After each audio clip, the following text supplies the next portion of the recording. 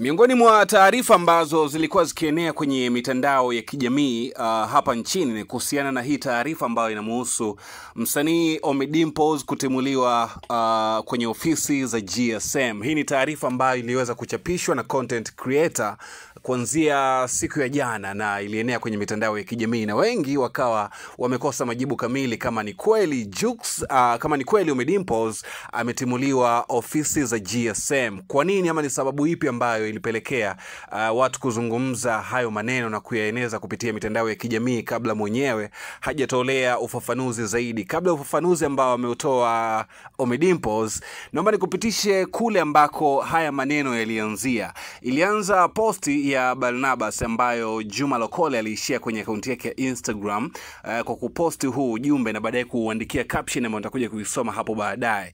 Juzi kwenye kongamano la kuchangisha pesa kwa ajili ya CCBRT, Ommy Dimpoz alipewa nafasi ya kutaja bei ya kununua mfano wa jezi ya Yanga.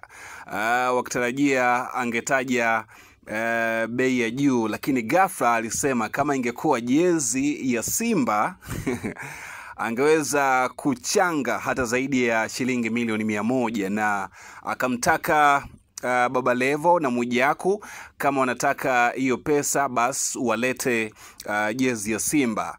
Mimi sikuchukulia lile jambo kwa wepesi.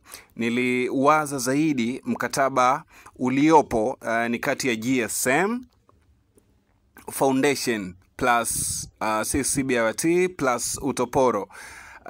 Kauli yake ilikuwa ngumu na kosa kubwa kwa watu wanaojua haki za kimkataba ya kibiashara. Hii ni posti ama huu ni ujumbe ambao Juma Lokole aliweza kushare kupitia akaunti yake ya Instagram, na chini akawa ameandika caption ambayo inasomeka hivi: kumbe hii ndio sababu nimelia leo kutwa nzima. Anasema mliokuwa mnasema sababu haijulikani ni hii. Umeona bana, kamaliza kuandika ya kwamba naisaka hiyo video sasa. Umeona bana, sema yataisha. Hii ni post ambayo aliandika Juma Lokole kupitia akaunti yake ya Instagram, ama caption ambayo aliambatanisha na ujumbe wa huyu mdau ambaye aliandika kupitia akaunti yake ya Instagram. Sasa unataka kujua ni nini ambacho Ommy Dimpoz amekizungumza kwa upande wake kwa mara ya kwanza?